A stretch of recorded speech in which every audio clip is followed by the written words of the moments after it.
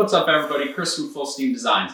Today I'm going to show you how I built this mid-century inspired platform bed that features metal legs. But the best part is I designed this to be built using tools and materials that you can get at your local hardware store. So stick around.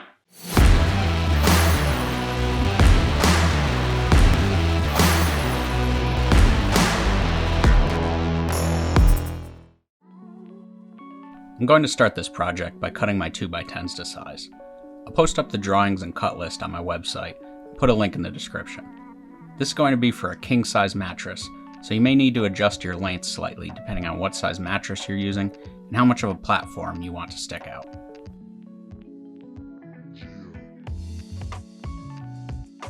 I use a square and circular saw to cut my boards to length.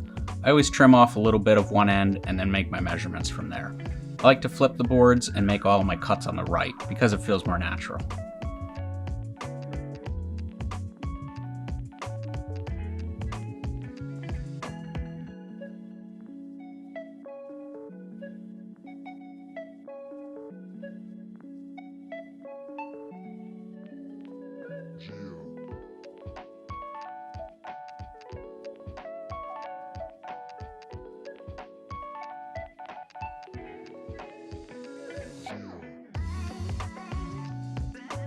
A couple of these 2x10s will be ripped in half. These boards measure about 9 1/4 inches wide, but instead of trying to divide that in half, I just hold my tape measure at an angle until it reaches a number that's easily split. In this case, I use 10, so I put a mark at 5 inches. I do this at both ends of the board. I'm using a track saw to do this, but you can use a circular saw if that's all you have. This cut doesn't need to be perfect. These will end up being support rails that are shown in the blue and red and will be hidden under the other 2x10s. If you're interested in getting a track saw, I'll put a link in the description to the one I'm using, as well as a much cheaper corded version that I used to use.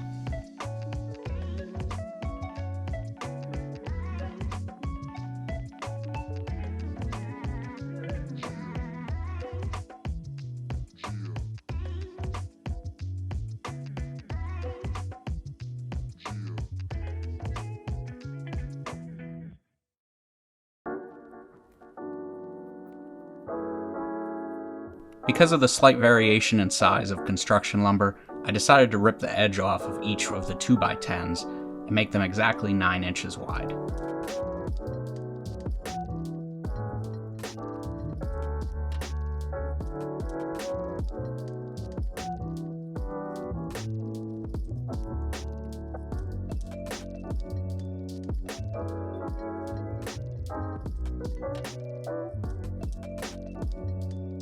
Now I can go ahead and lay my boards out. I'm assembling this upside down, so I make sure to put the good face of each board facing down.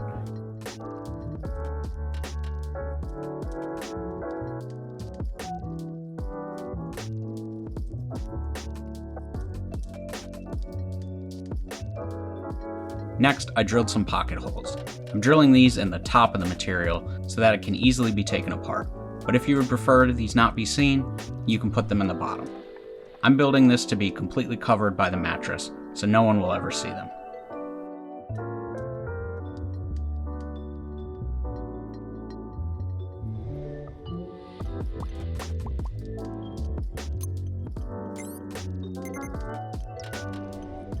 I flipped all of my boards over and screwed them together. Now I can flip it back upside down and attach my support pieces. I glue and screw these in place. At first I was drilling a pilot hole, but found that this wasn't really necessary with these screws.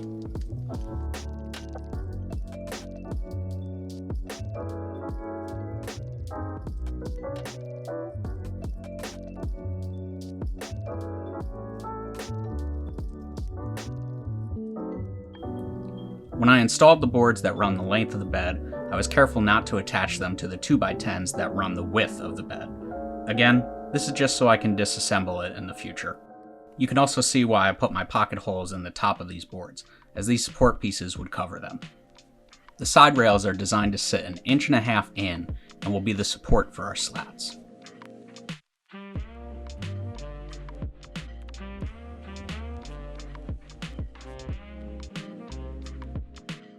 Now I can flip it over and cut some chamfers on the edges. I set my blade to 30 degrees. The first one needs to be the full height of the board to match the angle of the headboard. The others are just for style. I set up my track so it overhung by 1/4 of an inch. This ended up making the chamfer start about a 1/2 inch from the top of the board. This can also be done with a regular circular saw, but I recommend clamping something like a long level to the board to use as a guide.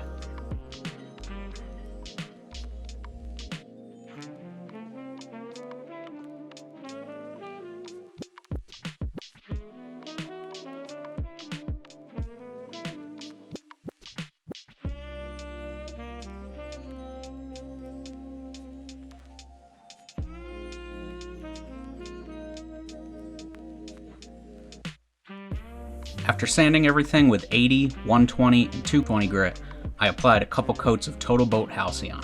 It really brought out the grain in this southern yellow pine. I sanded to 220 grit between coats. Once everything dried, it was time to move this project inside. With a heat index of 114 degrees, it was nice to be working in the AC. I'm not sure what the proper ratio of sweat to water-based poly is, but I was probably exceeding it. I reinstalled my pocket screws and added some additional screws at each corner that went into the support rails.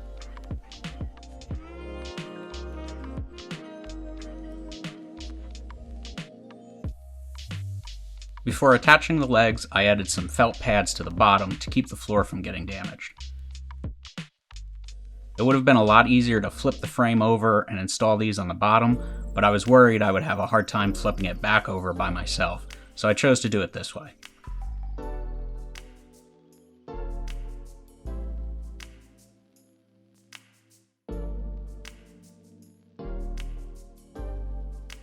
I used 1/4 inch lag bolts to attach them. They rest right against the support rails on the inside. These are really heavy duty and will help to reinforce the joints and hold everything together.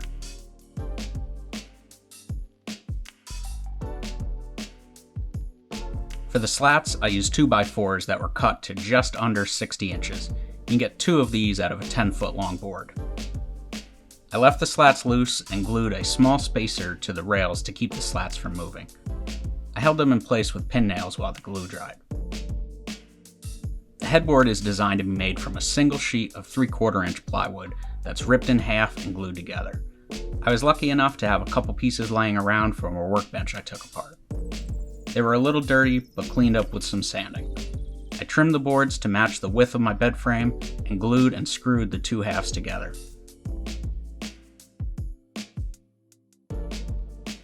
After the glue dried, I cut more 30-degree chamfers on the bottom and sides. I gave the headboard the same sanding treatment and finish as the frame, and installed it once it was dry. A couple of these screws were a little tough to reach, so I had to come back with an extension to tighten them. I also put a few screws through the bottom of the frame into the headboard. I'll put links to all of the tools and materials I use in the description. Please leave any questions in the comment section, and don't forget to check out the drawings for this project and others on my website.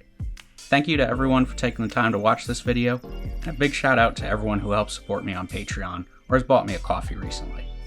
Thanks to you guys, I'll soon be able to buy outlet covers for my bedroom. I'll put a link in the description for anyone who would like to become a supporter. It also really helps the channel if you like, share this video, and leave a comment. And if you haven't already done so, please consider subscribing to the channel. Now that I have a proper bed, I think it's about time I replace these Rubbermaid nightstands. Look for those and many other projects to come. Until then, I'll see everyone over on one of these other videos.